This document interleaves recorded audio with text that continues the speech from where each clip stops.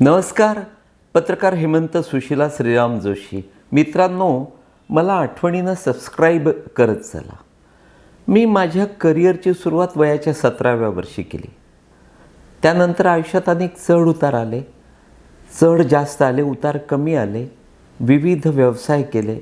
या व्यवसायातून त्या व्यवसायात, या नोकरीतून त्या नोकरीत असे कित्येक बदल केले. पण फारसा बदल घडला नाही. चढत्या क्रमानं आयुष्य आजपर्यंत तरी निदान जगत आलो. इतरही आपण आपल्या सभोवताली बघतो की ते विविध प्रयोग करत जगत असतात. एखादा नोकरी करत असतो, तो ती सोडतो, व्यवसायात पडतो, इत्यादी इत्यादी. मित्रांनो, थोडक्यात काय तर आयुष्यात काहीही अविचाराने केलं तरी चालतं. पण एक मात्र भयावह आणि भयानक सत्य असं आहे की प्रत्येकानं आयुष्यात सारं काही अविचारानं करावं, पण लग्न मात्र आपला जोडीदार निवडताना शांत डोक्यानं आणि विचारपूर्वक तो निवडला पाहिजे. लग्न विचारपूर्वक केलं पाहिजे. कारण लग्नाची एकदा का गाठ ज्याच्याशी बांधल्या गेली की ती सहजासहजी तुटता कामा नये. आणि त्याही पलीकडे मी तुम्हाला सांगतो, प्रत्येकाला सांगतो, तुम्हीही लक्षात ठेवा की नवरा बायकोंचं नातं कसं असावं. कोण कसा दिसायला, कोण कुठल्या हुद्द्यावर, बायको कशी दिसायला, नवरा कसा, ते फारसं महत्त्वाचं नसतं. पण नवरा बायकोंमधलं नातं कसं हवं तर आयुष्याच्या अखेरच्या श्वासापर्यंत त्या दोघांनाही वाटलं पाहिजे की आमचं लग्न कालच झालेलं आहे. त्याला म्हणतात नवरा बायको, त्याला म्हणतात संसार करणं. हे आठवलं मला 2 डिसेंबरच्या एका कार्यक्रमानिमित्तानं. त्या दिवशीचा एक फोटो सध्या सोशल मीडियावर खूप गाजतो आहे. पण तो फोटो का गाजतो आहे, कुठून आला, याची सहजासहजी कोणाला माहिती मिळाली दिसत नाही. फारशी कोणाला माहिती नाही म्हणून त्यावर बोलतो. तो फोटो होता संजय राऊत आणि देवेंद्र फडणवीस यांच्या गप्पा मारण्याचा. दोघंही सोफावर बसले आहेत आणि एकमेकांशी गप्पा मारत आहेत. संजय राऊतांच्या शेजारी वर्षा वहिनी बसल्या, त्यांच्या सौभाग्यवती बसल्या. तो फोटो होता फूड अँड ड्रग्सचे आयुक्त आहेत, कमिशनर आहेत, IAS राजेश नार्वेकर. ते साऱ्यांचे अत्यंत लाडके आहे आणि त्यांचं नातं कदाचित तुम्हाला माहिती नसेल. पण संजय राऊतांचे ते व्याही आहेत. संजय राऊतांच्या मोठ्या मुलीनं राजेश नार्वेकरांच्या मोठ्या मुलाशी लग्न केलं आहे. आता त्यांना मूल पण आहे. याच राजेश नार्वेकरांच्या द्वितीय चिरंजीवांचं त्या दिवशी लग्नाचं रिसेप्शन होतं कलिनाच्या हयात या पंचतारांकित हॉटेलात. अर्थात मी पण त्या कार्यक्रमाला होतो, कारण राजेश नार्वेकर हा प्रत्येकाचा मित्र आहे. म्हणजे त्याचे डोळे तिरळे नाहीत, ते खूप सुंदर आहेत, पण तरीही त्याचं जे एकंदर बिहेवियर आहे ते तिरळ्या डोळ्याच्या मुलीसारखं. म्हणजे प्रत्येकाला वाटतं की हा आपल्याचकडे बघतो आहे आणि आपणच याचे लाडके आणि आवडते आहेत. ही त्याच्या स्वभावातली खुबी. तर या राजेश नार्वेकरांच्या त्या मुलाच्या लग्नाच्या रिसेप्शनच्या निमित्तानं सारे एकत्र जमले होते. राजेश पूर्वी देवेंद्र फडणवीसांच्या कार्यालयात मोठ्या हुद्द्यावर होते. नंतर ते प्रमोट झाल्यानंतर विविध ठिकाणी ठाणे कलेक्टर होते, आता फूड अँड ड्रग्स कमिशनर आहे. त्यानिमित्तानं फडणवीस त्या कार्यक्रमाला आले होते. अर्थात त्यांना संजय राऊत पहिल्यांदाच बाहेर पडलेले असल्यामुळे त्यांनाही भेटायचं होतं. राऊत समोर सोफावर मुद्दाम त्यांना जागा देण्यात आली होती आणि राऊत ज्याला त्याला भेटवत होते. आम्ही पण सारे भेटलो.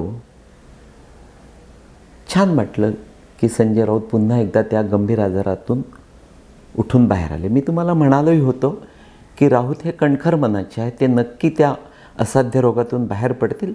पण त्यांची जी एकंदर काम करण्याची जी नेहमीची पद्धत किंवा जो उत्साह आहे त्यात नक्कीच थोडीशी ढिलाई येईल.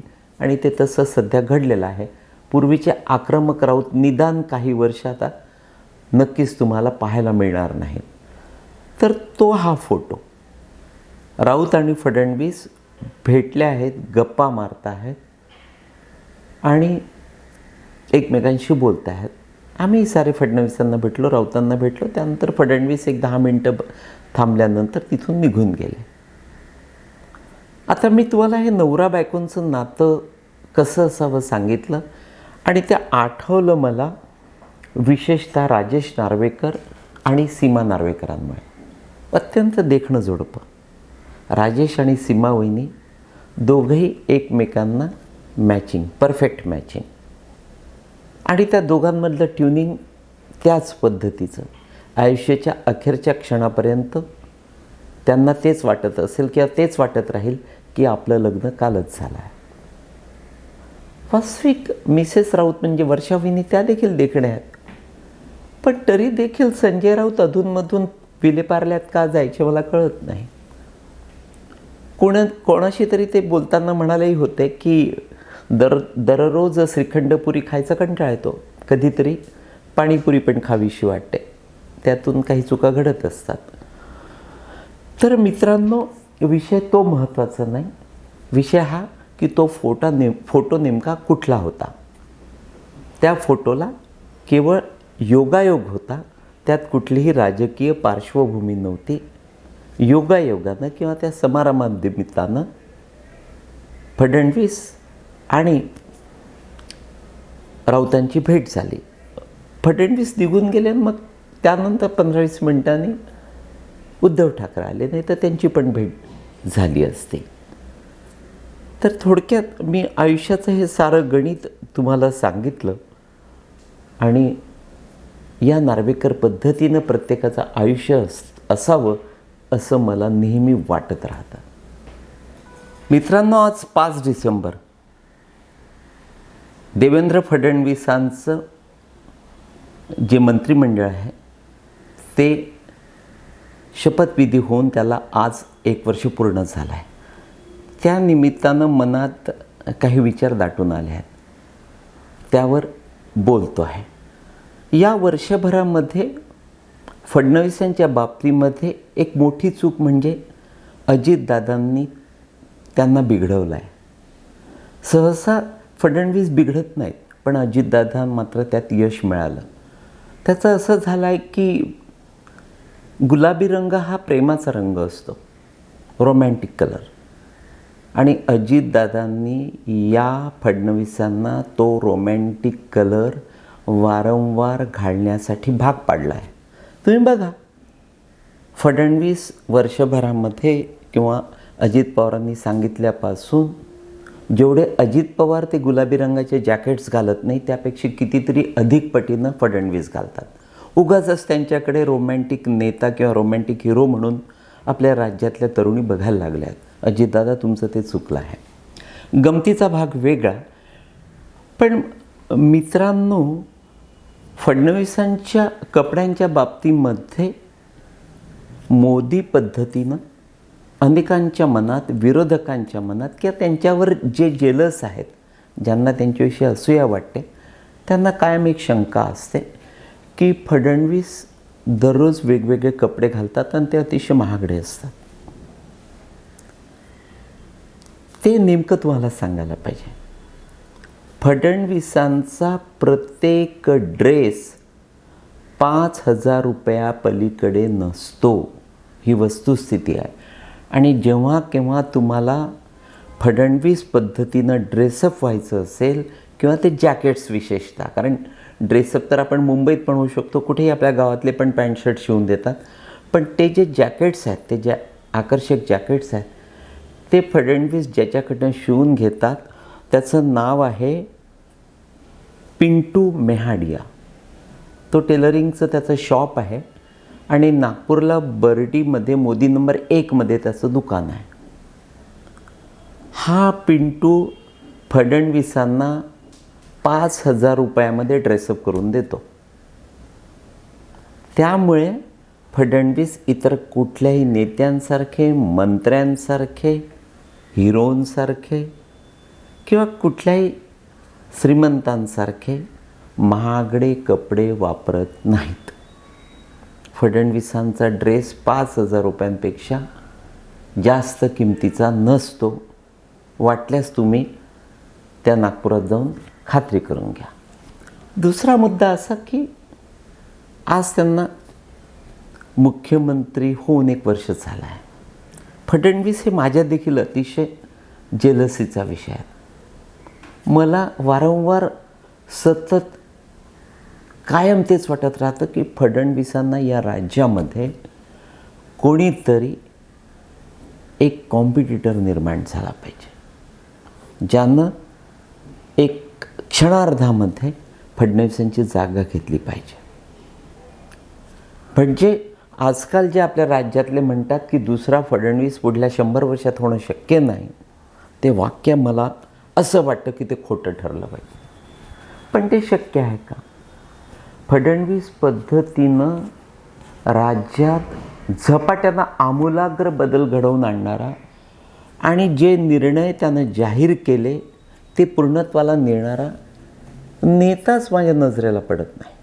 असा एक जरी नेता माझ्या नजरेला पडला तरीही मी त्याचा वाल्मिकी होऊन त्याला राजकीय नेमकी विद्या शिकवून मोकळा होईल आणि फडणवीसांना एक नक्की आव्हान देणारा आपल्या या राज्यातला सुपर हिरो तयार करेल.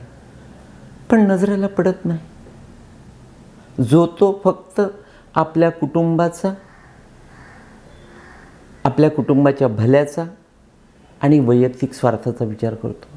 हे फडणवीस त्या पलीकडचे आहेत. त्यांच्या स्वतःच्या नावावर काहीही नाही. त्यांना स्वतःसाठी काही करायचं नाही. ते नेहमीच सांगतात, ना माझे कॉलेजेस आहेत, ना माझी मालमत्ता आहे, जी काय वडिलोपार्जित असेल ती तेवढी. असा निरागस, अलिप्त आणि लोभापासून दूर असलेला नेता मी शोधतो आहे. जर एक जरी नेता तुमच्या नजरेला पडला तर नक्की मला त्याचं नाव कळवा. आपल्याला त्याला पुढे नेता येईल. कारण लोक फडणवीसांच्या या प्रगतीला, या त्यांच्या वागण्याला, त्यांच्या निर्णयांना, त्यांच्या आदरयुक्त दराऱ्याला कंटाळले आहेत. आता आपल्याला त्यांच्या पद्धतीचा, त्यांच्याच तोडीचा एक नेता तयार करायचा आहे. विशेष म्हणजे मी 2014 पासून बघतोय, जेव्हापासून फडणवीस सत्तेत आले आहेत, की फडणवीसांचा राजकीय वर्तुळात, म्हणजे ते विरोधक असतील किंवा सत्ताधारी त्यांच्या पक्षाचे, एकतर वेगळी क्रेज त्यांच्याविषयी आहे, लाईक अ हिरो. ते मी तुम्हाला सांगत आलो. म्हणजे त्या दिवशी देखील संजय राऊतशी ते गप्पा मारत होते.